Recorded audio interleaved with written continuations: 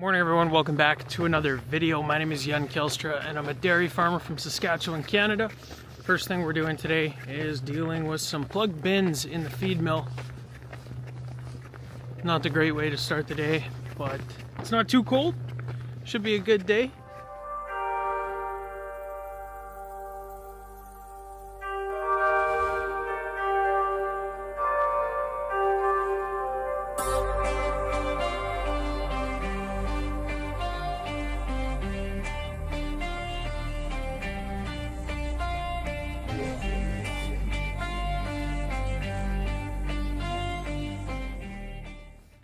So we're here at the feed mill. These are our 4 processed bins, so grain that's already been hammer milled.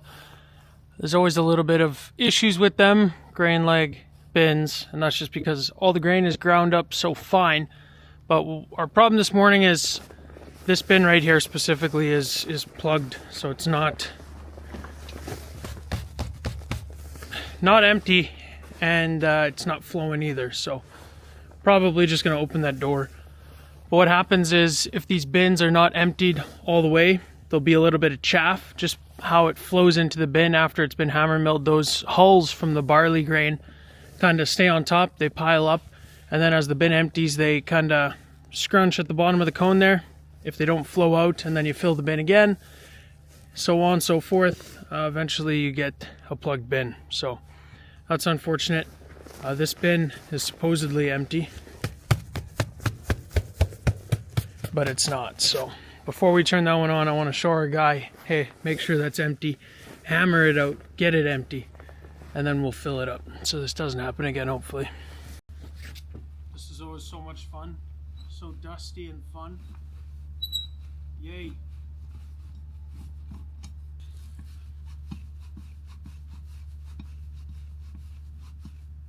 All right, we're gonna try our best to keep the dust on the outside of our suit. Let's see if I can even push this open. No. We will just wait till the feed wagon's here and just turn it on and try unplug it with them bars. So we got her going at the bottom here, just sticking rebar up into it. I just had it all slumped down and come at me, so hopefully she'll just flow out now.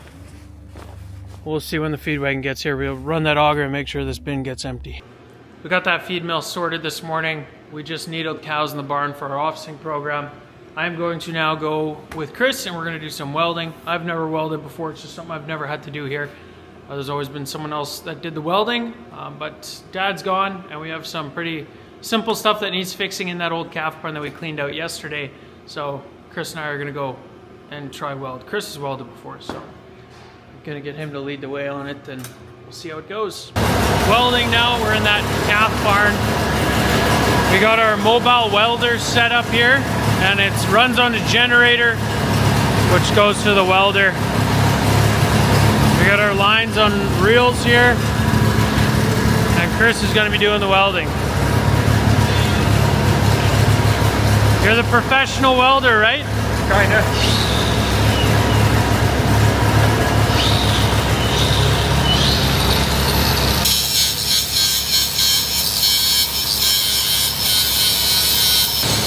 So we're just trying to put some feed rail, just like here, on these pens, otherwise calves will walk out. Yeah, you can see he cleaned it all up here. All right.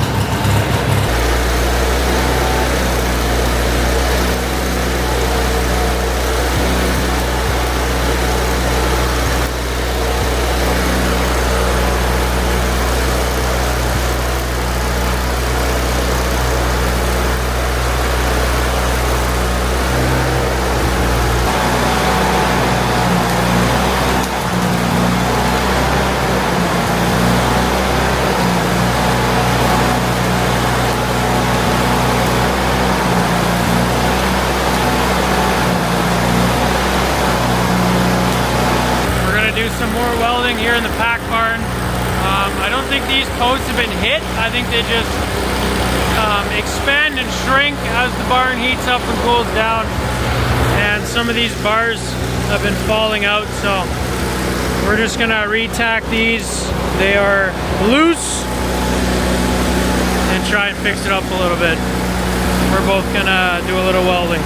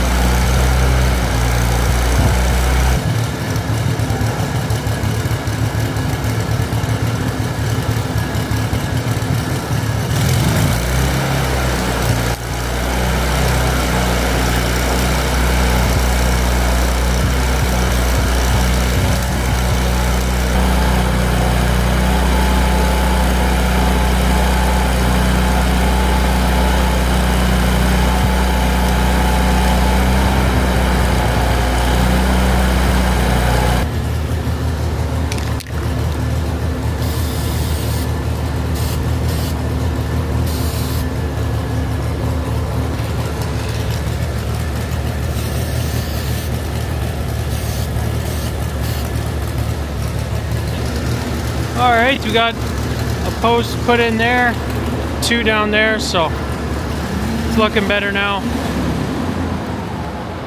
I just went out to the Corrals and checked if they needed bedding, and they do. Been getting a little bit of snow today. It hasn't snowed hard at all, but just enough to justify bedding. We bed everything yesterday, but that's how she goes. So we'll pack this up and head outside. That is the first good amount of sunlight that I've seen in 5 days. It is very much welcome. It's just been overcast and thick fog, but we're backing up to some bales to put some bedding in. The Corrals. I better focus up here. Well, we had a pretty good start to putting bedding in, but this tractor just randomly dies. And then it doesn't start anymore. It happens, I'll just be driving, I'll be backing up, trying to line up to turn the PTO on, and then I'll step on the clutch, and then it just dies entirely, randomly. I don't know. It's not looking so good, bro. Nope. We're gonna get it going again, and then we're gonna park it in the shop and bed with the New Holland, I think. Sounds good.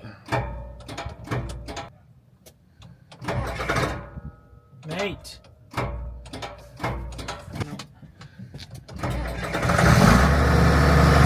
Now watch.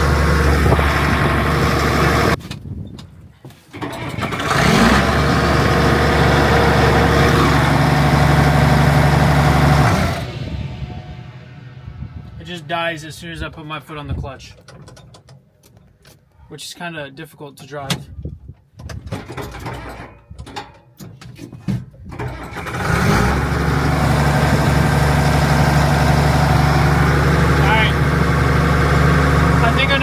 I'm going to try and just drop it into a gear and keep going.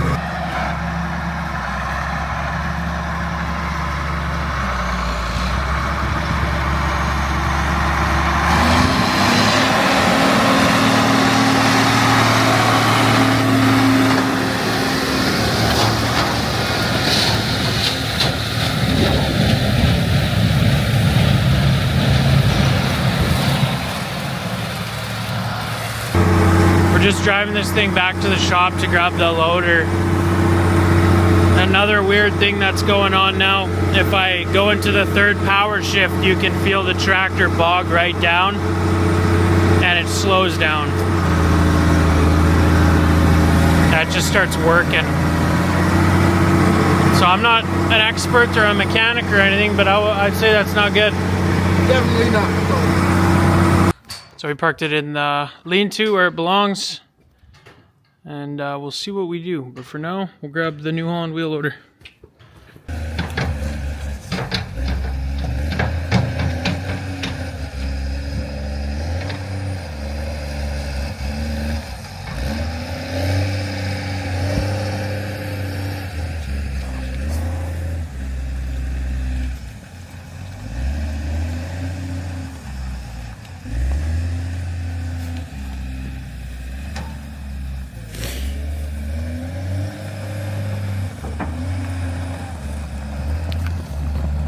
just grabbing bales from across the road right now because they're the closest to the dairy and the corrals. Kind of in a time-saving mood now that tractor just buggered our time. So these are also nice dry barley bales, and it is going to get down to -20 tonight. So we'll give all the animals outside a real thick, soft bed to lay in. Kind of obsessed lately with putting bedding in the corrals. I want the cows to just be clean and fluffy and dry because I know that's the easiest way to keep them healthy. And it's like so many other things on the dairy farm. Like, that's obviously just nice for the cows, but for us as dairy farmers, if there's less health issues out in the corrals, it's just easier for us. So yeah, we're doing it to be nice to the cows, of course, but just in a practical sense, it's gonna be advantageous to just make sure that they're on straw constantly instead of like matted down crap. There's Shiloh just hanging out. We finished up in the corrals there, got everything bedded with the New Holland wheel loader. Every single corral got straw, so that is awesome. And we also just finished bedding the straw packs in our pack barn. We're gonna let these ladies back on.